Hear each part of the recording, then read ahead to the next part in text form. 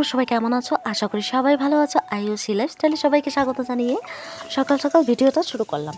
সকালবেলা তোমরা দেখতে পাচ্ছ বাড়িতে তাড়াহুড়ো রান্না বান্না করে এদিকে মেসোমশাই এসেছিলেন আমাদের বাড়িতে। তো আজকে যেহেতু আমাদের পিলার ঢালাই ছিল, তার জন্য কিন্তু আমি সকাল সকাল রান্নাটাও বসিয়ে দিয়েছি। যেহেতু আমাদের নিজেরই আত্মীয় হয়, তার জন্য কিন্তু নিজের মনের মতো করেই রান্না করেছি।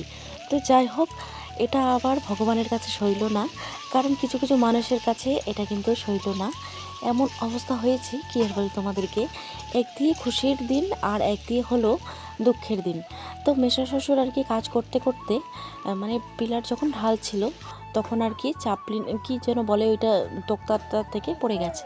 তো পড়ে যাওয়ার কারণে কিন্তু মানে পায়ে চোট লেগেছে।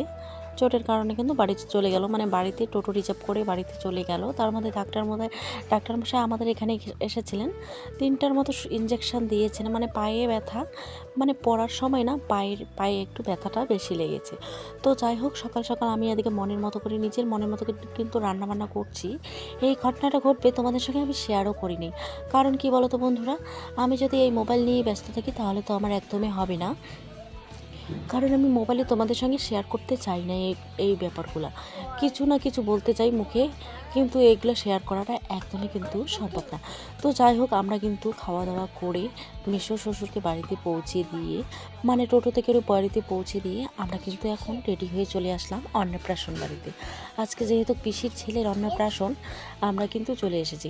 আর মন মানসিকতা একদমই কিন্তু ভালো নেই। এদিকে বড়মশাই কিন্তু আসতে চায়নি। আর কি আর বলি, পিসিরা যেহেতু আমাদের নতুন আত্মীয়, ওদের বাড়িতে না আসলে তো একদমই হবে না, কারণ ওরাও খারাপ ভাববে না আসলে।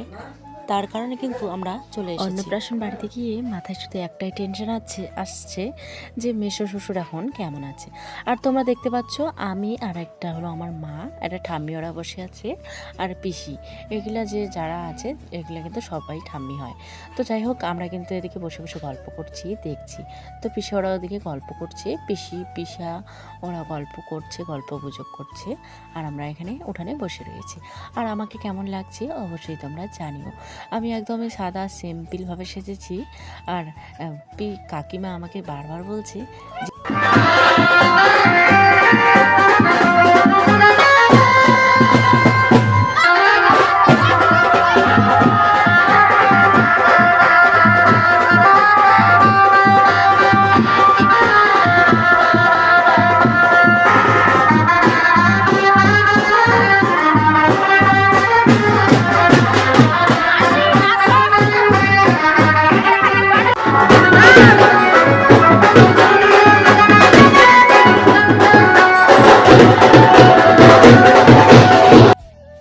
বলছে তুই এত এত মোটা হয়ে গেছিস, কী যে খেয়ে এত মোটা হয়ে গেছিস, মানে ঘাড় গদনায় একটা হয়ে গেছে, এভাবে বলছে আর কি।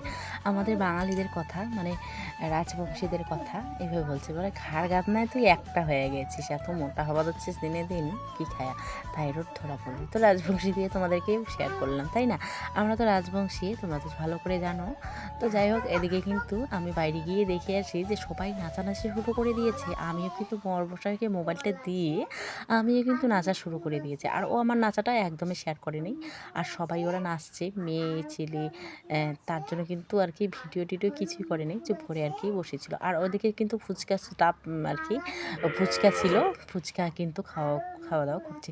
তো যাই হোক, এদিকে কিন্তু দেখো স্টেজটা সুন্দর করে সাজিয়ে, মানে ওদের আর কি সোফা ছিল, ওই সোফাটায় সাজিয়ে দেখো এদিকে কিন্তু সাজিয়ে নিয়েছে। আর আমার বরমশাই, আমার জামাইবাবু খেতে বসে পড়েছে, এর দাদু ছিল, ওরাও কিন্তু খেয়ে নিচ্ছে আর কি।